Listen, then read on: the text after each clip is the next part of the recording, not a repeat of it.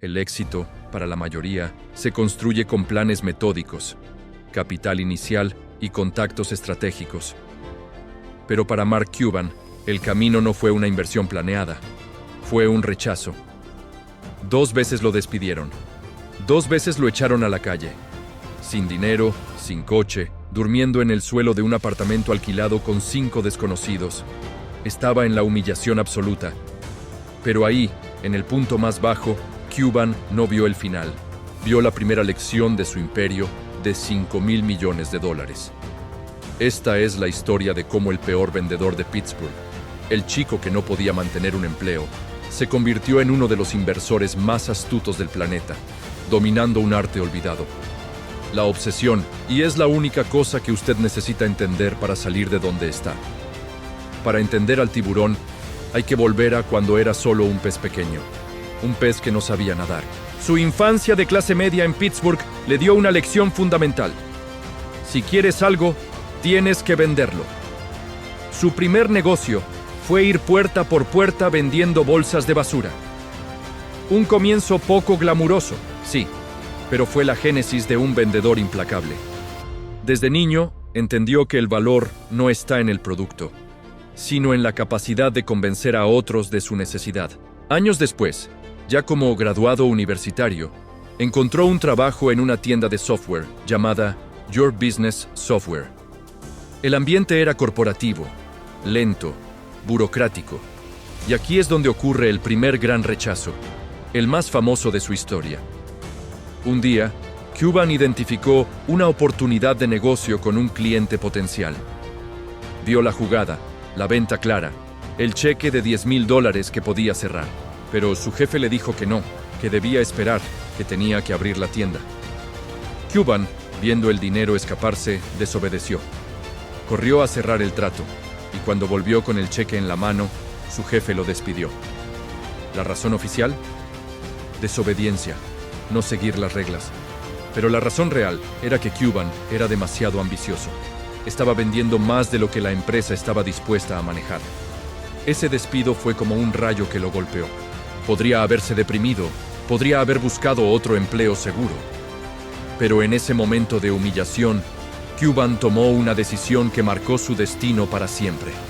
Nunca, jamás volver a ser empleado de alguien más.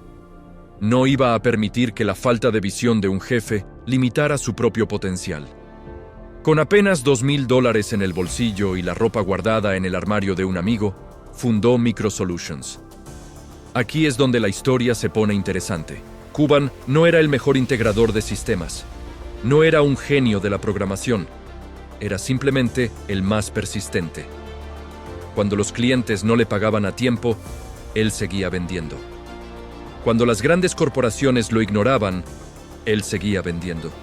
Pero su verdadera arma secreta, la que lo hacía diferente a todos sus competidores, no era el código ni la labia, era la información. Mientras sus rivales jugaban al golf o se iban de fiesta los fines de semana, Cuban estaba en casa. Y no por pereza. Estaba leyendo. Pasaba horas, noches enteras, devorando cada manual, cada revista técnica, cada documento sobre tecnología emergente. Su obsesión no era el dinero, era el conocimiento. Su ventaja competitiva no era la capacidad de programar, era el conocimiento absoluto de lo que estaba por venir. Él no le vendía al cliente lo que quería hoy, le vendía lo que iba a necesitar mañana antes de que el propio cliente lo supiera. Esta fue su pereza estratégica. Quedarse en casa, leyendo, era mucho más valioso y productivo que estar en la calle haciendo contactos vacíos. Estaba construyendo un arsenal de información que nadie más tenía. Sabía qué tecnologías fracasarían y cuáles dominarían el mercado. Y esa previsión, esa visión de futuro, era su producto más valioso. En 1990, todo ese conocimiento acumulado se convirtió en capital. Cuban vendió MicroSolutions a H&R Block por $6 millones. Su parte fue de $2 millones. El hombre que dormía en un sofá, el que había sido despedido por ser demasiado ambicioso, era ahora millonario antes de cumplir los 30 años. Para muchos, ese hubiera sido el final feliz de la película. Para Cuban era solo el calentamiento. Su verdadero golpe maestro llegó con Broadcast.com. Junto a su socio, se dio cuenta de algo que hoy parece obvio, pero que en los años 90 era una locura. La gente no quería esperar para escuchar los partidos de su equipo o las noticias. El mundo iba a querer acceso inmediato y en línea a contenido de audio y video. Él no construyó una compañía de software, construyó una compañía de tiempo. Vendió la oportunidad de la inmediatez, no solo un servicio de streaming. Entendió que el recurso más escaso y valioso no es el dinero, es el tiempo. Y quien pueda devolverle tiempo a la gente tiene un negocio multimillonario. Llegamos a 1999, el pico de la burbuja.com.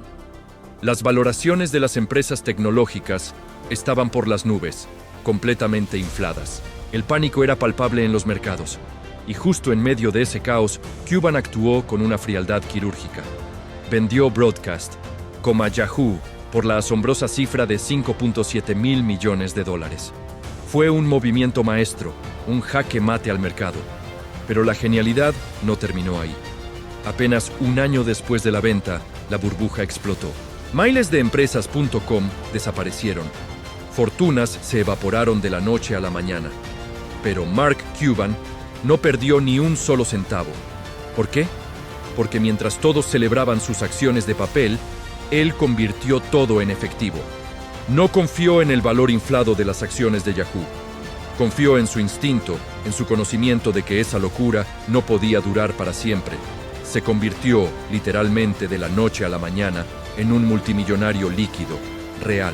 Hoy, Mark Cuban es un titán. Dueño de los Dallas Mavericks, inversor estrella en Shark Tank, un rostro televisivo reconocido en todo el mundo. Pero su éxito no se basa en el brillo de los focos. Se basa en el trabajo obsesivo que nadie quiere hacer. Se basa en leer manuales aburridos hasta las 3 de la mañana.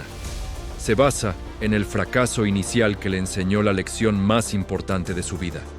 Nunca depender de un salario, nunca dejar tu destino en manos de otro. Y esto nos lleva a su regla de oro. Cuban dice: si eres la persona más lista de la sala, estás en la sala equivocada. El éxito no depende de la inteligencia pura que tienes al nacer, sino de la obsesión por aprender cada día, del compromiso total con la venta de tus ideas y, sobre todo, de la voluntad de ser despedido por ser demasiado ambicioso. El rechazo no fue el fin de su carrera, fue el combustible, fue su verdadero capital inicial. Y quizás es exactamente lo que usted necesita escuchar hoy. Ese no, esa puerta cerrada, ese fracaso no es el final, es el comienzo. Si esta historia encendió su motor, suscríbase ahora mismo a Mentes Millonarias y active la campana. En nuestro próximo video, desvelaremos la estrategia de los 10.000 años detrás del imperio de $200 billones de Jeff Bezos. No se lo puede perder.